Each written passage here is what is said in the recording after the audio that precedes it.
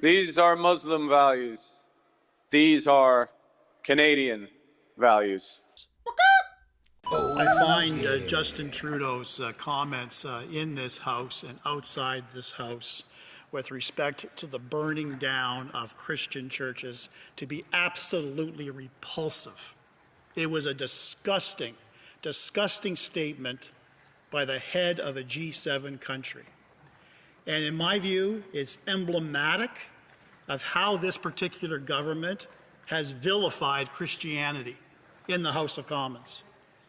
Every time a church was burned, we would be bringing it up in the House of Commons, trying to elicit response from this government, and nothing but crickets. Nothing but crickets on that side, which is disgusting, Madam Speaker. Gang, Aaron here, Canadian Looney. We've got Larry Brock delivering a rousing speech. Trudeau's going to take it on the chin. Let's get going. Like, share, subscribe, get notified. Larry's going to flip. Hey, that's something everyone can enjoy. Resuming debate, the Honourable Member for Brantford, Brant, Six Nations. Thank you. Thank you so much, Madam Speaker.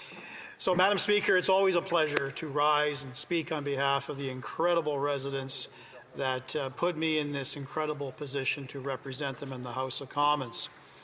Today I rise to speak to this government bill, Bill C-9, the Combating Hate Act. Let me begin where I think all of us in this House can agree. We support the objective of protecting vulnerable communities from the rising levels of hate and extremism that we see literally daily in this country. We support giving police and prosecutors the tools they need to keep Canadians safe from coast to coast, in their homes, in their schools, in their places of worship, and in community spaces. But, Madam Speaker, this bill itself is currently flawed in its current form. It cannot go ahead as the Liberals have drafted it, and it is my duty today to explain why. First, we need to talk about timing. Where was this legislation almost 2 years ago? We are about to not celebrate, but to approach the October 7th massacre in Israel. So where was this government in terms of advancing legislation? Because literally overnight we saw an expansion of hatred directed towards Jewish peoples. And it wasn't in just large cities, it just penetrated the entire country. Jewish Canadians were targeted in their communities. Students were harassed simply for going to school. Synagogues across this country were being shot at a regular basis, being firebombed. They had to increase their level of security. Where was this Liberal government to address these criminal acts? Where were the Liberals as Islamophobia rose in Canada, when mosques were threatened, when Muslim families felt unsafe simply walking in their neighborhoods? And let's not forget, there's absolutely zero reference to Christianity. Christianity is under attack in this country.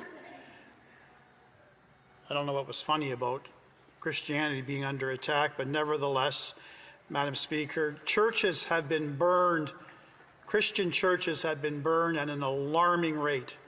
Between May of 2021 and December of 2023, 33 Christian churches have been burned in this country, with the vast majority being arson-based. For years, communities cried out for protection. What they got instead from their federal Liberal government was silence. And now, years late, the government has tabled a bill that, quite frankly, feels more like a political gesture than a serious plan. Make no mistake, Madam Speaker, the numbers are alarming. Since 2015, police reported hate crimes in Canada have increased by 258%. Anti-Semitic hate crimes alone are up 416%. Hate crimes against South Asians have risen by almost 380%. In 2024 alone, Canada saw almost 5,000 police reported hate crimes, the highest number on record.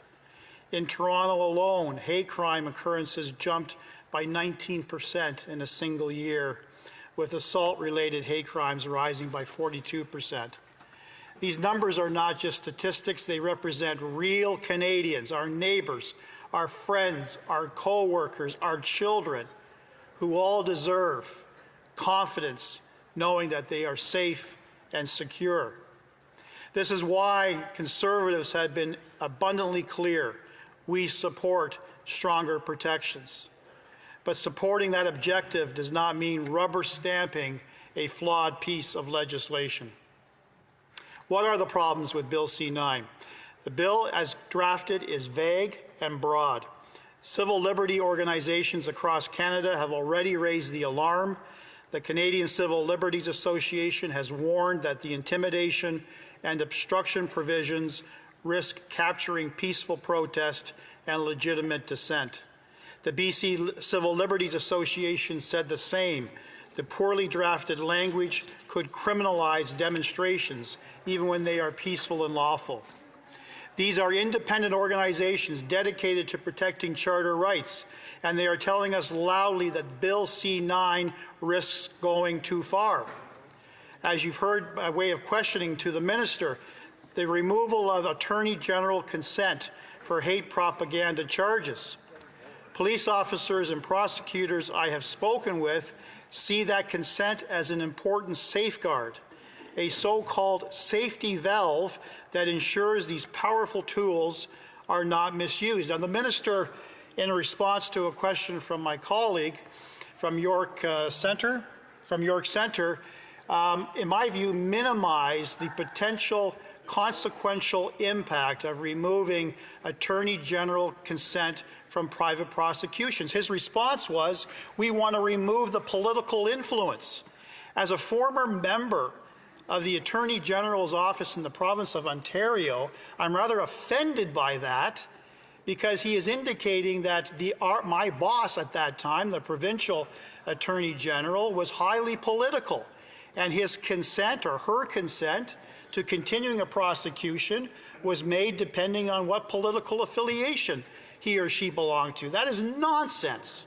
Absolute nonsense. It is a safety valve that has been in place for some significant time. It is not an onerous requirement, and it ensures that legitimate charges are prosecuted as laid by the police, but more importantly, it will limit and almost completely eliminate overzealous litigants, private litigants, who feel for whatever reason that they want to lay a private complaint against another individual for comments that they deemed to be offensive in the circumstances.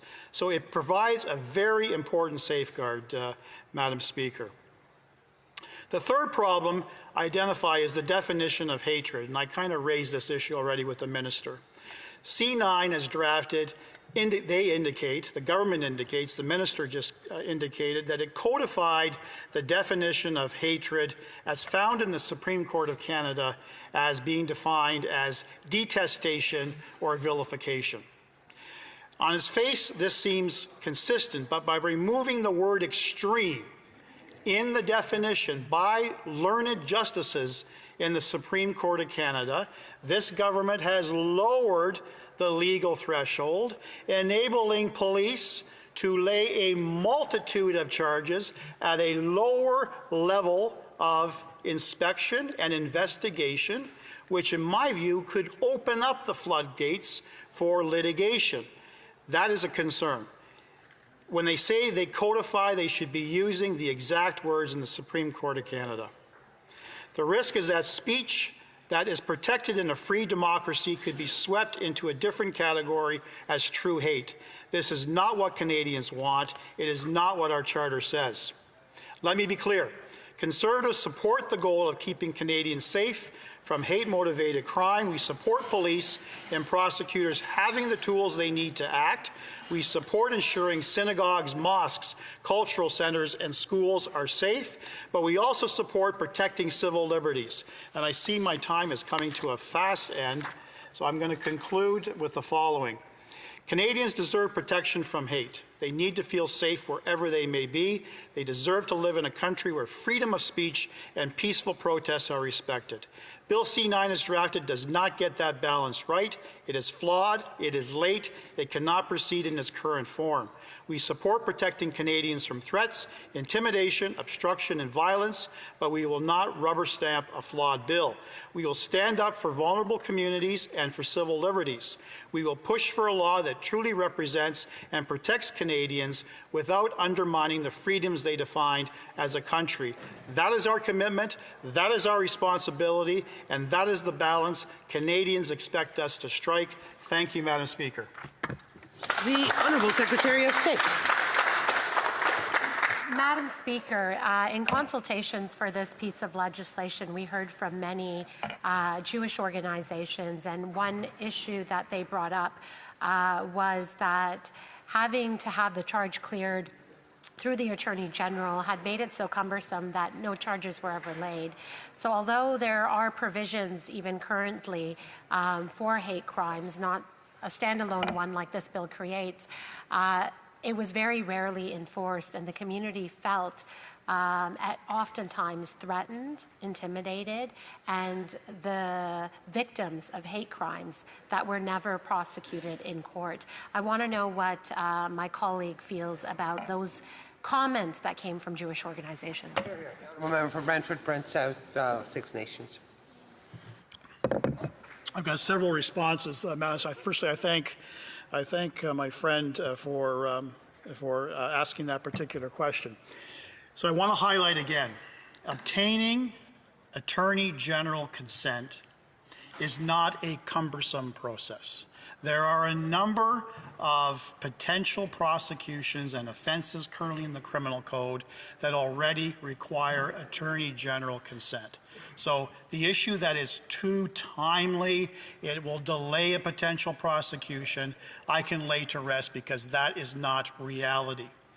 The other issue that she raises is whether or not the issue of private prosecutions can be overcome by the Attorney General consent.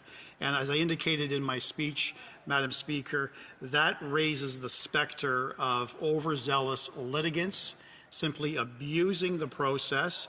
The Act is currently stated that this particular form of hatred needs to be attached to another offense of any other act of Parliament. So that could include our political opponents under the Elections Act. There could be numerous examples where things that are said under the guise of freedom of expression can be determined by a political opponent to be vilified or somehow a detestation element, and therefore they want to proceed with the prosecution. That is why you need Attorney General consent. Honourable député Jonquière. Honourable member for Jonquière. Thank you very much, Madam Speaker. As we said, this bill does have some merit. It needs to be studied at committee. Earlier, the minister, in responding to response to 2 questions, said he was ready to look at the religious exemption with respect to studies at committee. I'm wondering, is the Conservative Party also open to this and ready to review the religious exemption that is given when hateful symbols are shown? Brantford South, Six Nations. Nothing is off the table. Questions and comments? The Honourable Member for Edmonton Centre. Edmonton West, I'm sorry. Not to worry, Edmonton Centre will be Conservative again, I'm sure, next election. I want to thank my colleague for his speech, and he brought up the issue of churches being burnt down. Now, we've seen a massive increase in hate attacks across the country since this government took power 10 long years ago. I wonder if my colleague could comment on what has taken the government, or why it's taken them so long to act, and also the previous Prime Minister's comment about burning churches down was, quote, fully understandable. Member for Brantford, Brant South, Six Nations. I find Justin Trudeau's comments in this House and outside this House with respect to the burning down of Christian churches to be absolutely repulsive. It was a disgusting, disgusting statement by the head of a G7 country. And in my view, it's emblematic of how this particular government has vilified Christianity in the House of Commons. Every time a church was burned, we would be bringing it up in the House of Commons, trying to elicit response from this government, and nothing but crickets. Nothing but crickets on that side, which is disgusting, Madam Speaker. Oh, yeah. I love it when Larry Brock goes off, gang. Aaron right here, Canadian Looney. Like, share, subscribe, get notified. We cover a lot of live stuff here. Come and check out one of our live shows, one of the other videos covering Canadian federal politics. Get yours right here. Catch you in the next video. Thanks for watching, gang.